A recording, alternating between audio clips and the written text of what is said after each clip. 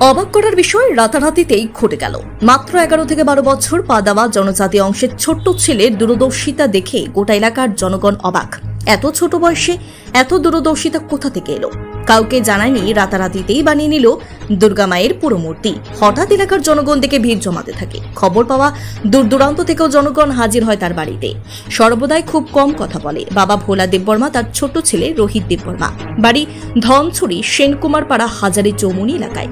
এলাকার এক সমাজসেবক পার্থ দেববর্মা জানান, একদম ছোটবেলা থেকেই তার নেশা ছিল মূর্তির দিকে। তবে আচমকায় যে রাতারাতিতে দুর্গা মায়ের মূর্তি সে বানিয়ে নেবে তা কখনো ভাবা যায়নি। তিনি বলেন, খেলার ছলে সে ছোট্ট ছেলে অন্য কিছু বানানোর উদ্দেশ্য ছিল, কিন্তু আচমকায় দুর্গা মায়ের মূর্তি সে বানিয়ে ফেলে।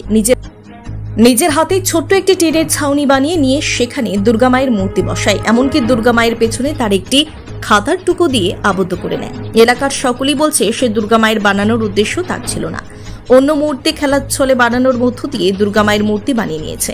এলাকার জনগণ যেমন দারুণ খুশি, অসহায় পরিবারের লোকজনও দারুণ খুশি। বৃদ্ধ দাদু তার এই গুণ দেখে আপ্লুত।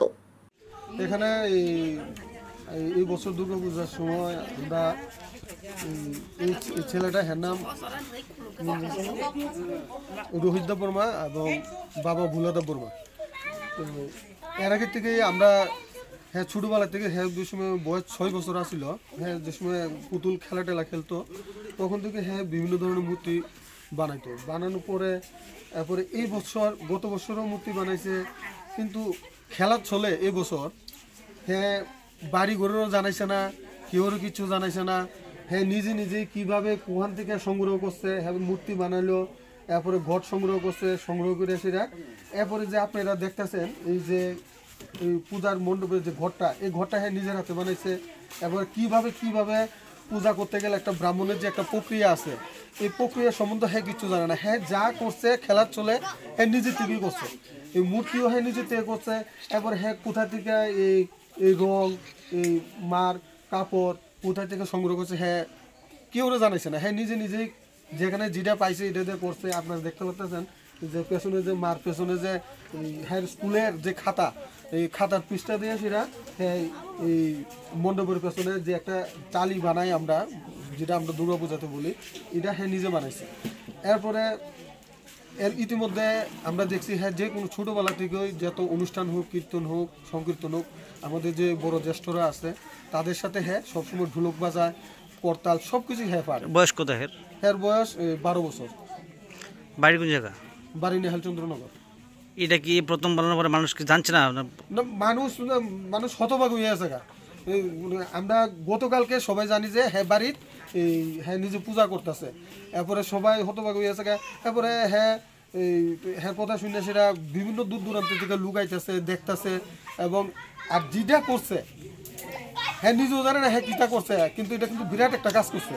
কিন্তু যেটা আমরা ক্লাবের পূজা করতে গেলে বিভিন্ন লক্ষ টাকা খরচ করতে হয়, কিভাবে এটা করলো, কি করলো, সবাই তখন বিভিন্ন দূর দূরান্ত মানুষ আইতেছে, দেখতেছে। এবং আর কি কমো থাকে একটা ছেলে ভালো করে কথা বলতে পারে না নাকি?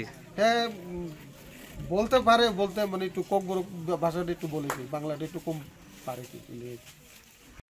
এইবার দুর্গাপূজা এবং দীপাবলি উৎসব উপলক্ষে বিশেষ আকর্ষণীয় হ্যাট্রিক ধামাকা অফার নিয়ে হাজির হচ্ছে আপনাদের সামনে মধুপুর পশ্চিম বাজারস্থিত কৈবল্যনাথ মোটরস।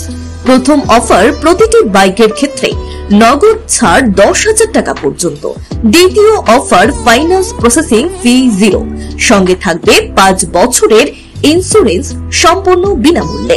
তাছাড়া আরো সুবিধা রয়েছে, প্রত্যেকটি বাইক কেনাকাটার পর ফুল ট্যাঙ্কি পেট্রোল সম্পূর্ণ বিনামূল্যে। সঙ্গে থাকছে একটি উন্নত মানের হেলমেট ও আকর্ষণীয় পুরস্কার। আরো থাকছে পার্টসের ক্ষেত্রে 5% ছাড়, মোবিলের ক্ষেত্রে 10% এবং সার্ভিসিং সম্পূর্ণ বিনামূল্যে। তাই আর দেরি না করে আজই চলে আসুন মধুপুর পশ্চিম বাজারস্থিত কৈবল্যনাথ মোটরসে। যোগাযোগ নম্বর 9863507015 অথবা 7005951912 অথবা 9362025167 অথবা 8794665154। ধন্যবাদ। Bureau report, news Tripura 24।